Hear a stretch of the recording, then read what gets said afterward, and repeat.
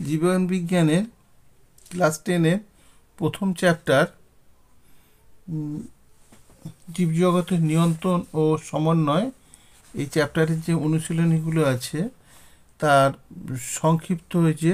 দেখো 2 নম্বরের প্রশ্ন, 2 নম্বর প্রশ্নের জন্য একের দাগের লেখা আছে, দেখো চলন ও গমন কাকে বলে। আমরা দেখো চলন কাকে বলে না, যে প্রক্রিয়ায় জীব এক স্থানে স্থির থেকে অর্থাৎ স্থানান্তরে না গিয়ে স্বতঃস্ফূর্তভাবে অথবা উদ্দীপকের প্রভাবে অঙ্গ প্রত্যঙ্গকে সঞ্চালন করে তাকেই বলা হয় চলন। চলন 2 প্রকার, উদ্ভিদের বৃদ্ধিজনিত চলন ও রসস্ফীতিজনিত চলন। এরপর দেখো গমন কাকে বলে না, যে প্রক্রিয়ায় জীব স্বেচ্ছায় বা উদ্দীপকের প্রভাবে অঙ্গ প্রত্যঙ্গের সঞ্চালনের দ্বারা সামগ্রিক স্থান পরিবর্তন করে তাকে গমন বলে। এরপর দেখো 2 নম্বর প্রশ্নটা, ট্যাকটিক চলন কাকে বলে। ট্যাকটিক চলন হচ্ছে আলো, তাপমাত্রা, রাসায়নিক পদার্থ, বিদ্যুৎ শক্তি প্রভৃতি বাহ্যিক উদ্দীপকের প্রভাবে উদ্ভিদ কিংবা উদ্ভিদ অঙ্গের স্থান পরিবর্তনকেই বলে ট্যাকটিক চলন। তাহলে এখানে একটা জিনিস মনে রাখবে, বহিস্থ উদ্দীপকের প্রভাবে এই চলনটা হচ্ছে, তাই একে ট্যাকটিক চলন বলে। ট্যাকটিক চলন 2 প্রকারের হয়, একটা হচ্ছে ফটোট্যাকটিক চলন, যাকে বলা হয় আলোক উদ্দীপক। এই ফটোট্যাকটিক চলনটা আলোক উদ্দীপকের প্রভাবে হয়। ফটো মানে আলো, আর কেমোট্যাকটিক, কেমো মানে কেমিক্যালস, যার নাম রাসায়নিক, ওই জন্য কেমোট্যাকটিক চলন এটা রাসায়নিক উদ্দীপকের প্রভাবে হয়ে থাকে। এরপর দেখো 3 নম্বরটা, জিওট্রপিক চলনের সংজ্ঞা লেখো এবং উদাহরণ দাও। জিওট্রপিক চলন উদ্ভিদ অঙ্গের চলন যখন মধ্যাকর্ষণ শক্তির প্রভাবে অভিকর্ষের গতিপথ অনুসারে হয় তখন সেই ধরনের চলনকে বলা হয় জিওট্রপিক চলন বা অভিকর্ষবৃত্ত চলন বা অভিকর্ষাবর্তী চলন। উদাহরণ হিসাবে তোমরা বলতে পারবে, যেমন উদ্ভিদের মূল অভিকর্ষের দিকে বৃদ্ধিপ্রাপ্ত হয় তখন মূলের যে চলন হয় তাকে জিওট্রপিক চলনের উদাহরণ বলা যেতে পারে। এরপরে দেখো 4 নম্বর প্রশ্নটা, সিসমোনাস্টিক চলন কাকে বলে, উদাহরণ দাও। দেখো সিসমোনাস্টিক চলন স্পর্শ, ঘর্ষণ, চাপ, তাপ, বায়ুপ্রবাহ প্রভৃতি বহিস্থ উদ্দীপকের তীব্রতার প্রভাবে উদ্ভিদ অঙ্গের যে চলন হয় তাকে বলা হয় সিসমোনাস্টিক চলন। উদাহরণ আমরা বলতে পারি কি, যেমন লজ্জাবতী গাছকে স্পর্শ করলে কি হয় না, লজ্জাবতী গাছের পাতাগুলো উত্তেজিত হওয়ার ফলে পালভিনিয়াস বা স্ফীতবিন্দু থেকে জল বেরিয়ে যায়, যে কোথায় যায় না পার্শ্ববর্তী কোষে স্থানান্তরিত হয় এবং রসস্ফীতজনিত চাপ হ্রাস পেয়ে যায়, যার কারণে পাতাগুলো নুয়ে পড়ে। এরপর দেখো হরমোনকে রাসায়নিক সমন্বয়ক বলা হয় কেন। হরমোনকে রাসায়নিক সমন্বয়ক বলা হয় কেন,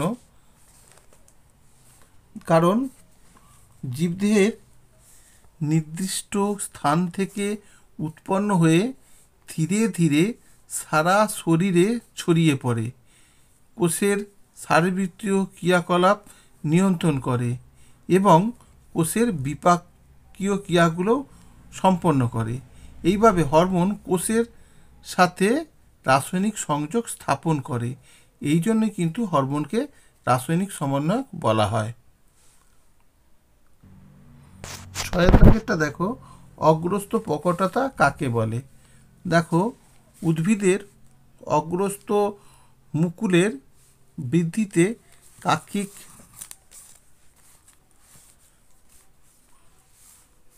মুকুলের বৃদ্ধি ব্যাহত হয় বা বাধাপ্রাপ্ত পায়।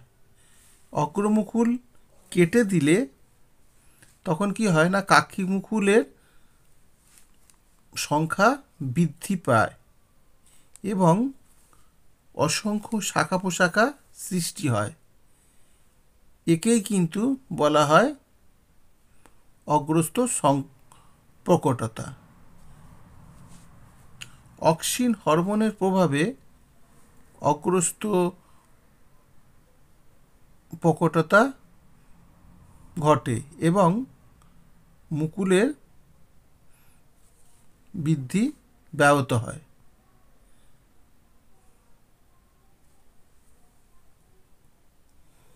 এরপর দেখো 7 নম্বরেরটা, পিটুইটারিকে মাস্টার গ্ল্যান্ড বলা হয় কেন?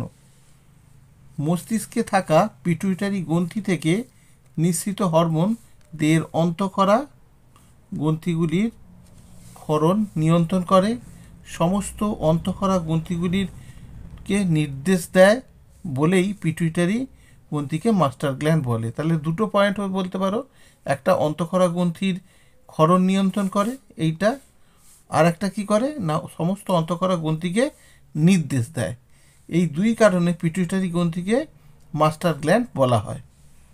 এরপর দেখো জিব্রেলিন, 8 দাগের প্রশ্নটা, জিব্রেলিন কিভাবে মুকুল ও বীজের সুপ্ত অবস্থা ভঙ্গ করে?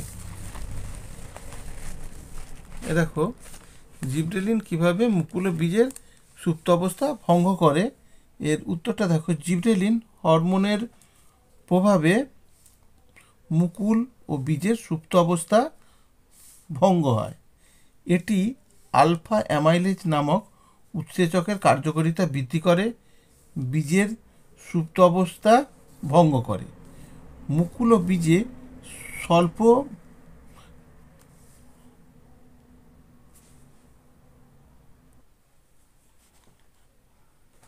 মুকুল ও বীজে স্বল্প অন্তঃজনিষ্ণু জিব্রেলিন থাকলে বহির্জনিষ্ণু জিব্রেলিনের প্রয়োগে মুকুল ও বীজের সুপ্ত অবস্থা ভঙ্গ হয়। এবিএ হরমোন, এবিএ হরমোনের পুরো নাম কি? Abscisic acid. অ্যাবসিসিক অ্যাসিড, এই এবিএ হরমোন আবার জিব্রেলিনের বিপরীতধর্মী হয়। প্রতিকূল পরিবেশে এবিএ এর পরিমাণ বৃদ্ধি পায়, যার কারণে মুকুল ও বীজের সুপ্ত অবস্থায় থেকে যায়। অনুকূল পরিবেশে জিব্রেলিনের উৎপাদন বেড়ে যায় এবং মুকুল ও বীজের সুপ্ত অবস্থা ভঙ্গ হয়। 9 দাগের প্রশ্নটা দেখো, দরজায় ঘন্টা বাজার শব্দ শুনে তুমি যেভাবে দরজা খুলবে সেই স্নায়বিক পথটি একটি শব্দছকের মাধ্যমে দেখাও। দেখো স্নায়বিক পথটি দেখো 9 নম্বরের প্রশ্নটায়, ফার্স্টে যখন তুমি কলিং বেলের শব্দ করবে সেটা হলো উদ্দীপক, তারপরে অ্যারো চিহ্ন দিয়ে দেখাবে, তারপর এই আওয়াজটা কোথায় যাবে? শ্রুতির গ্রাহককে যাবে, মানে কটি যন্ত্রে যাবে। সেই কটি যন্ত্র থেকে যাবে অডিটরি স্নায়ুতে, সেটি একটি বাহক রূপে কাজ করবে।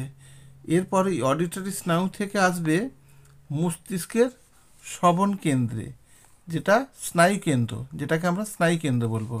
সেই স্নায়ু কেন্দ্র থেকে আসবে প্রান্তীয় স্নায়ুতে, সেই প্রান্তীয় স্নায়ু বয়ে নিয়ে যাবে, কোথায় বয়ে নিয়ে যাবে?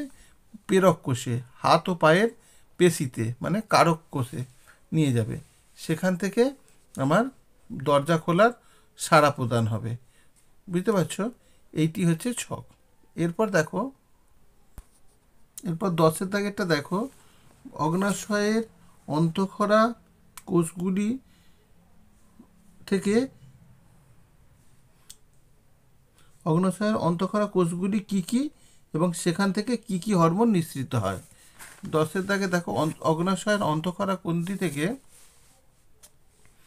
মানে অন্তঃক্ষরা গ্রন্থি যে কোষগুলো রয়েছে সেগুলো হচ্ছে তোমার দেখো বিটা কোষ, 1 নম্বর দেখো বিটা কোষ, আলফা কোষ, তারপর হচ্ছে ডেল্টা কোষ আর পিপি কোষ।